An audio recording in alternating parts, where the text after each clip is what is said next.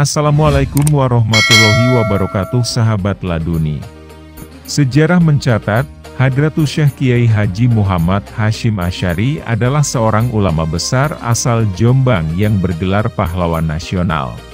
Selain itu beliau juga sebagai kunci berdirinya Jamiyah Nahdlatul Ulama atau NU yang merupakan organisasi masyarakat terbesar di Indonesia yang berdiri pada tanggal 16 Rajab 1344 Hijriah atau 31 Januari 1926 Masehi.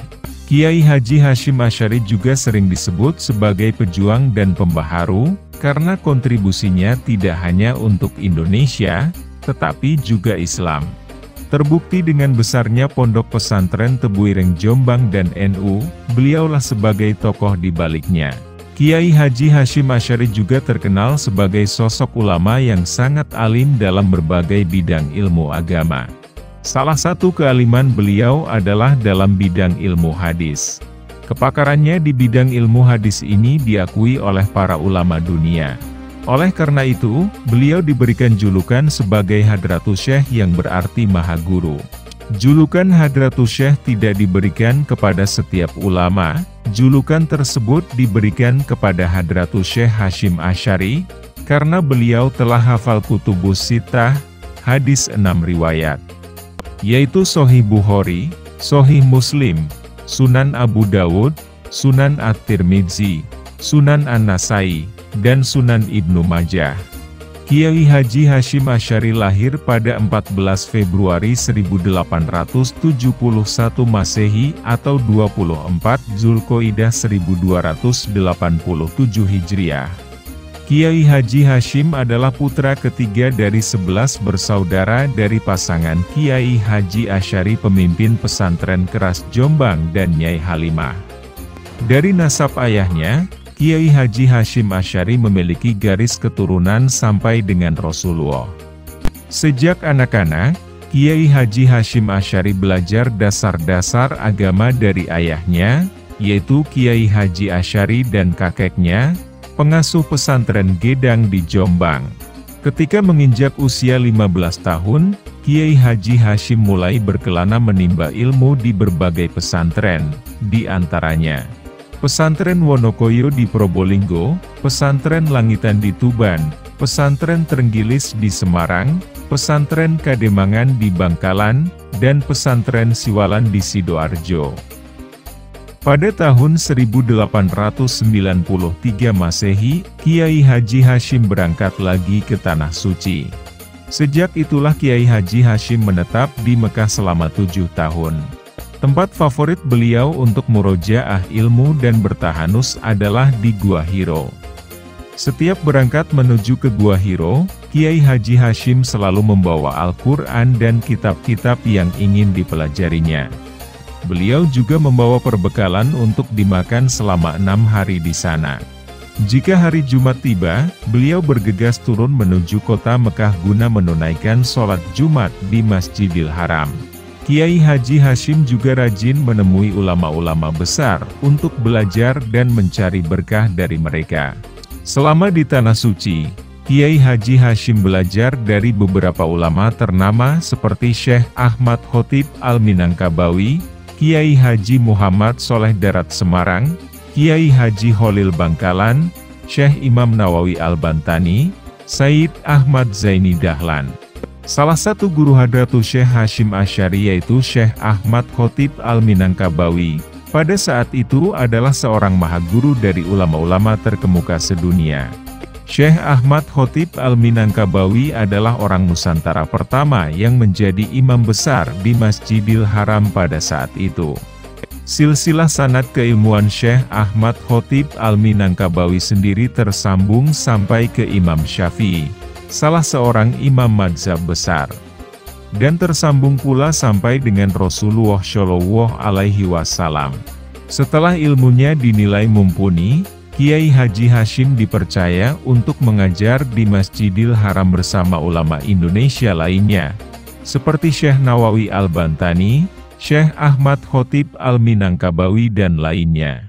Guru-guru Kiai Haji Hasyim Asy'ari diantaranya, Syekh Ahmad Khotib Al-Minangkabawi, Syekh Mahfudz At-Tarmasi, Syekh Ahmad Amin Al-Attor, Syekh Ibrahim Arab, Syekh Said Yamani, Syekh Rahmaullah, Syekh Soleh Bafadlal, Said Abbas Maliki, Said Alwi bin Ahmad As-Sakof, Said Husein Al-Habsyi, Kiai Haji Muhammad Soleh Darat Semarang, Kiai Haji Kholil Bangkalan, Said Ahmad Zaini Dahlan, Syekh Imam Nawawi Al-Bantani, Kiai Yakub Sidoarjo, Said Sultan Hashim Ad-Dagestani, Said Abdullah Al-Zawawi, Said Ahmad bin Hasan Al-Attos, Said Abu Bakar Syadho Al-Dimyati, Habib Abdullah bin Ali Al-Haddad, Said Al-Bakri Muhammad Syadho, Muhammad Amin Al-Kurdi, Yusuf bin Ismail Anabhani.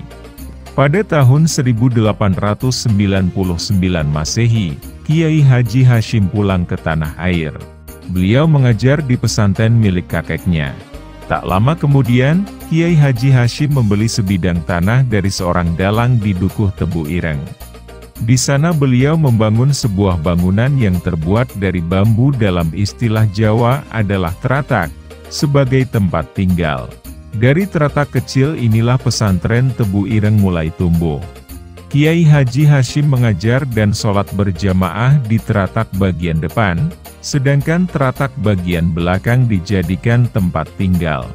Saat itu santrinya berjumlah 8 orang, 3 bulan kemudian meningkat menjadi 28 orang dan setiap bulannya santri beliau semakin banyak berdatangan dari berbagai daerah.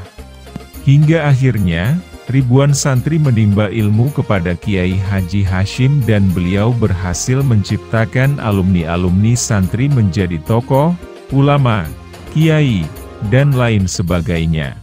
Nama-nama santri Kiai Haji Hasyim antara lain: Kiai Haji Abdul Wahab Hasbullah, Kiai Haji Bisri Syansuri, Kiai Haji Raden As'ad Syamsul Arifin, Kiai Haji Wahid Hasyim, Kiai Haji Ahmad Shiddiq, Kiai Haji Raden Asnawi Kudus, Kiai Haji Zaini Mun'im, Syekh Sakdullah Al-Maimani, Mufti di Bombay, India, Syekh Umar Hamdan, ahli hadis di Mekah, Asy-Syihab Ahmad bin Abdullah, Kiai Haji Dahlan Kudus, Kiai Haji Soleh Tayu.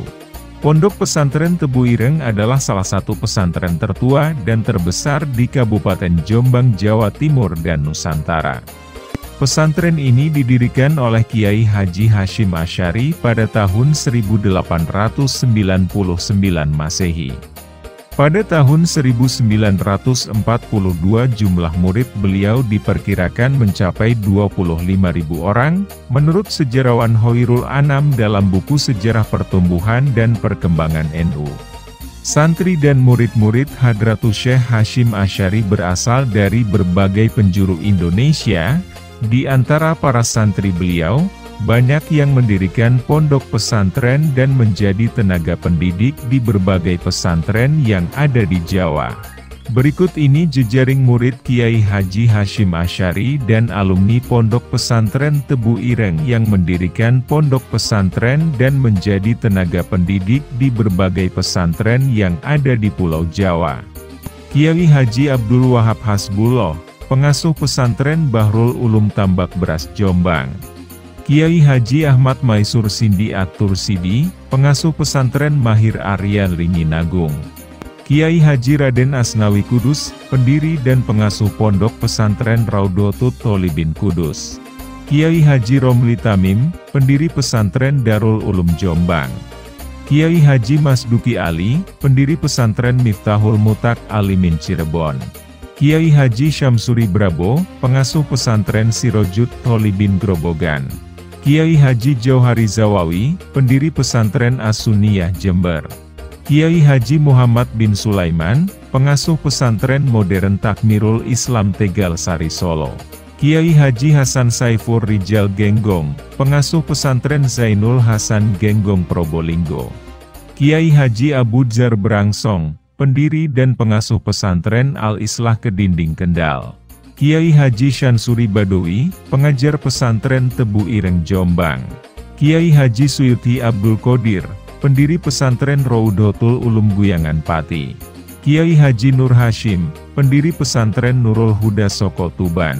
Kiai Haji Ahmad Syazili Muhdlor, pendiri pesantren PPS Ki Asih Syazili Malang. Kiai Haji Jusuf Junaidi, pendiri pondok pesantren Ilmu Al-Quran Ciomas Bogor. Kiai Haji Bisri Syansuri, pendiri pesantren Mambak Uwul Mak Arif Jombang. Kiai Haji Zahid Syafi'i, pengasuh pesantren Bustanul Mutak Alimin Blitar. Kiai Haji Asrori Ahmad, pengasuh pondok pesantren Raudhatut Thulab Tempuran Magelang. Kiai Haji Abdul Fatah Hashim, pengasuh pesantren Putri Al-Fatimiyah Bahrul Ulum Jombang. Kiai Haji Ahmad Marzuki Zahid, pengasuh pesantren Langitan Tuban. Kiai Haji Imam Fakih Asyari, pengajar pesantren Tebu Ireng Jombang. Kiai Haji Ahyat Halimi, pendiri pesantren Sabilul Muttaqin Mojokerto.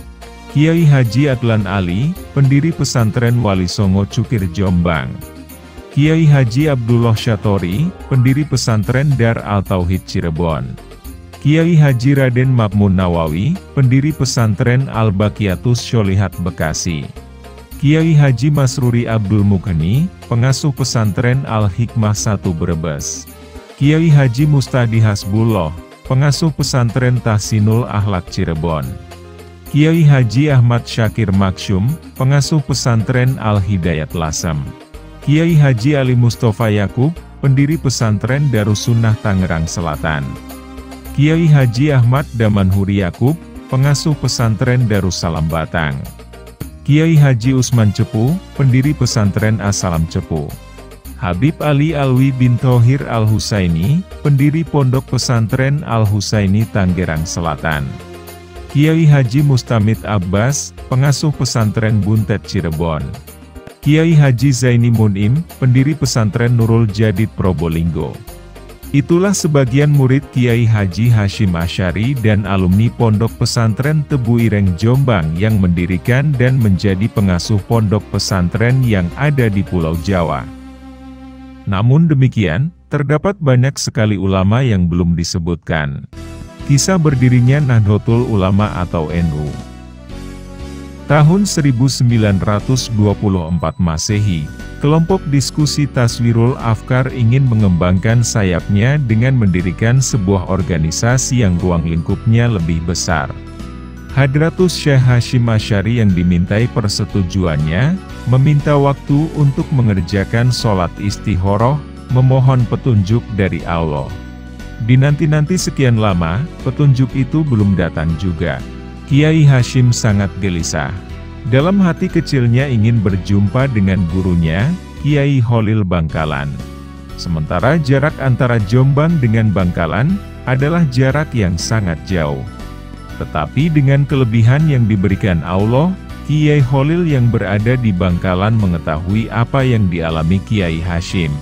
Kemudian, Kiai Kholil mengutus salah satu seorang santrinya yang bernama Kiai As'ad Syamsul Arifin yang kelak menjadi pengasuh pesantren Salafiyah Syafi'iyah Situbondo, untuk menyampaikan sebuah tongkat kepada Kiai Hashim di Tebu Ireng. Pemuda As'ad juga dipesani, agar setiba di Tebu Ireng membacakan surat Toha ayat 23 kepada Kiai Hashim. Ketika Kiai Hashim menerima kedatangan Kiai As'ad, dan mendengar ayat tersebut hatinya langsung bergetar. Keinginanku untuk membentuk jamiah agaknya akan tercapai, ujar Kiai Hashim lirih sambil meneteskan air mata. Waktu terus berjalan, akan tetapi pendirian organisasi itu belum juga terrealisasi. Agaknya Kiai Hashim masih menunggu kemantapan hati. 1 tahun kemudian, Kiai As'ad kembali datang menemui Hadratus Syekh. Kiai, saya diutus oleh Kiai Kholil untuk menyampaikan tasbih ini, ujar Kiai As'ad sambil menunjukkan tasbih yang dikalungkan Kiai Kholil di lehernya. Tangan Kiai As'ad belum pernah menyentuh tasbih tersebut, meskipun perjalanan antara Bangkalan menuju Tebu Ireng sangatlah jauh dan banyak rintangan. Bahkan beliau rela tidak mandi selama dalam perjalanan, sebab khawatir tangannya menyentuh tasbih. Beliau memiliki prinsip, kalung ini yang menaruh adalah kiai, maka yang boleh melepasnya juga harus kiai. Inilah salah satu sikap ketaatan santri kepada sang guru yang wajib diteladani. Kiai Kholil juga meminta untuk mengamalkan wirid Ya Jabbar Ya Qohar setiap waktu, kata Kiai As'ad. Kehadiran Kiai As'ad yang kedua ini membuat hati Kiai Hasyim semakin mantap. Hadratus Syekh Hasyim Asy'ari menangkap isyarat bahwa gurunya tidak keberatan jika ia bersama kawan-kawannya mendirikan organisasi atau jam'iyah. Inilah jawaban yang dinanti-nantinya melalui sholat istikharah. Akhirnya, pada tanggal 16 Rajab 1344 Hijriah atau 31 Januari 1926 Masehi, organisasi tersebut secara resmi didirikan dengan nama Nahdlatul Ulama, yang artinya kebangkitan ulama. Kiai Hasyim dipercaya sebagai Rois Akbar pertama. Kisah resolusi jihad. Pada waktu itu, keberadaan Kiai Hasyim menjadi perhatian serius penjajah. Baik Belanda maupun Jepang berusaha untuk merangkulnya. Di antaranya beliau pernah dianugerahi bintang jasa, tapi ditolak Kiai Hasyim. Justru Kiai Hasyim sempat membuat Belanda kelimpungan dengan membuat perintah kepada para santri dan pengikutnya. Perintah tersebut berisi tentang, pertama, Kiai Hasyim memfatwakan bahwa perang melawan Belanda adalah jihad atau perang suci. Kedua, Kiai Hasyim mengharamkan naik haji memakai kapal Belanda. Perintah tersebut ditulis dalam bahasa Arab dan disiarkan oleh Kementerian Agama secara luas. Hal ini tentu saja membuat Van der Plas, penguasa Belanda, menjadi bingung dan akhirnya dengan peraturan yang dibuatnya, lalu Kiai Hasyim dipenjara. Uniknya, saking hikmatnya kepada gurunya, ada beberapa santri yang meminta ikut dipenjarakan bersama Kiai Hasyim. Pada tanggal 22 Oktober 1945, ketika itu Kiai Haji Hasyim Asy'ari yang menjabat sebagai Rois Akbar PBNU, menetapkan fatwa dalam melawan kolonial di Surabaya yang disebut sebagai resolusi jihad. Wakil-wakil cabang NU di seluruh Jawa dan Madura berkumpul di Surabaya dan menyatakan perjuangan kemerdekaan sebagai jihad melawan penjajah. Peristiwa itu menjadi pendorong keterlibatan Laskar Hizbullah, kaum santri, dan jamaah NU untuk ikut serta dalam pertempuran 10 November 1945 di Surabaya. Untuk memperingati peristiwa besar resolusi jihad, sejak tahun 2015, setiap tanggal 22 Oktober ditetapkan sebagai Hari Santri Nasional. Selain perannya di kancah nasional, Hadratus Syekh Hasyim Asy'ari memiliki pengaruh yang sangat besar bagi dunia internasional. Salah satu peristiwa penting yang menjadi bukti besarnya pengaruh Hadratus Syekh bagi dunia internasional adalah peristiwa pembatalan pembongkaran terhadap makam Rasulullah Shallallahu Alaihi Wasallam oleh Raja Ibnu Saud melalui Komite Hijaz. Pada saat itu atas restu Hadratus Syekh Hasyim Asy'ari, Kiai Haji Wahab Hasbullah menjadi perwakilan Komite Hijaz untuk menemui Raja Ibnu Saud di Arab. Adapun tujuan Komite Hijaz menemui Raja Ibnu Saud adalah untuk menyampaikan risalah yang menjadi kesepakatan ulama Ahlus Sunnah wal Jamaah di Nusantara. Risalah tersebut adalah sebagai berikut. 1. Memberlakukan kebebasan bermadzhab 4, Imam Hanafi, Imam Maliki, Imam Syafi'i dan Imam Hambali. 2. Diramaikannya tempat bersejarah. 3. Menyebarluaskan informasi seputar haji setiap tahun ke seluruh dunia. 4. Memberlakukan hukum di negeri Hijaz, dalam bentuk undang-undang tertulis. 5. Memberikan jawaban tertulis kepada Jamiah NU, bahwa utusan sudah menghadap Raja Ibnu Saud dan menyampaikan risalah tersebut. Risalah tersebut disetujui oleh Raja Ibnu Saud. Dikarenakan Raja Ibnu Saud mengetahui status Kiai Haji Wahab Hasbullah yang merupakan murid atau santri Hadratus Syekh Hasyim Asy'ari. Sehingga peristiwa ini menjadi bukti, bahwa betapa besarnya pengaruh Hadratus Syekh Hasyim Asy'ari di kancah internasional. Sebagai masyarakat Indonesia, kita patut berbangga memiliki ulama sekaliber Hadratus Syekh Hasyim Asy'ari yang memiliki peran peradaban yang sangat besar bagi dunia Islam secara internasional. Karena atas keberhasilan diplomasi internasional Hadratus Syekh Hasyim Asy'ari melalui Komite Hijaz, kita masih bisa berkunjung dan berziarah ke makam Rasulullah dan peradaban Islam di tanah Hijaz menjadi lebih moderat dan terbuka. Adapun di antara sebagian karya Kiai Haji Hasyim Asy'ari yang masih bisa ditemui dan menjadi kitab wajib untuk dipelajari di pesantren-pesantren Nusantara sampai sekarang antara lain: 1. At-Tibyan fi al-Nahyan Muqoto'at al-Arham wa al-Aqorib wa al-Ikhwan. Kitab ini selesai ditulis pada 1360 Hijriah atau 1941 Masehi dan kemudian diterbitkan oleh Muktabah Al-Turots Al-Islami, Pesantren Tebu Ireng. Kitab tersebut berisi penjelasan mengenai pentingnya membangun persaudaraan di tengah perbedaan, serta memberikan penjelasan akan bahayanya memutus tali persaudaraan atau silaturahmi. 2. Muqaddimah Al-Qanun Al-Asasi li Jam'iyat Nahdlatul Ulama. Kitab ini berisikan pemikiran Kiai Haji Hasyim Asy'ari, terutama berkaitan dengan NU. Dalam kitab tersebut, Kiai Haji Hasyim Asy'ari mengutip beberapa ayat dan hadis yang menjadi landasannya dalam mendirikan NU. Bagi penggerak-penggerak NU, kitab tersebut dapat dikatakan sebagai bacaan wajib mereka. 3. Risalah Ahlus Sunnah wal Jamaah fi Hadis al-Mauta wa Syurut as-Sahah wa Bayani Mafhum as-Sunnah al-Bid'ah. Karya Kiai Haji Hasyim Asy'ari yang satu ini barangkali dapat dikatakan sebagai kitab yang relevan untuk dikaji saat ini. Hal tersebut karena di dalamnya banyak membahas tentang bagaimana sebenarnya penegasan antara sunnah dan bid'ah. Secara tidak langsung, kitab tersebut banyak membahas persoalan-persoalan yang bakal muncul di kemudian hari, terutama saat ini. Dan masih banyak lagi yang masih belum disebutkan. Kiai Haji Hasyim Asy'ari wafat pada tanggal 25 Juli 1947 Masehi dalam usia 76 tahun. Jenazah beliau dimakamkan di Komplek Pemakaman Pesantren Tebu Ireng Jombang. Terletak di Desa Cukir, Kecamatan Diwek, Kabupaten Jombang, Provinsi Jawa Timur. Haul Kiai Haji Hasyim Asy'ari diperingati pada tanggal 7 Ramadan. Motivasi ziarah masyhur menurut para ulama: 1.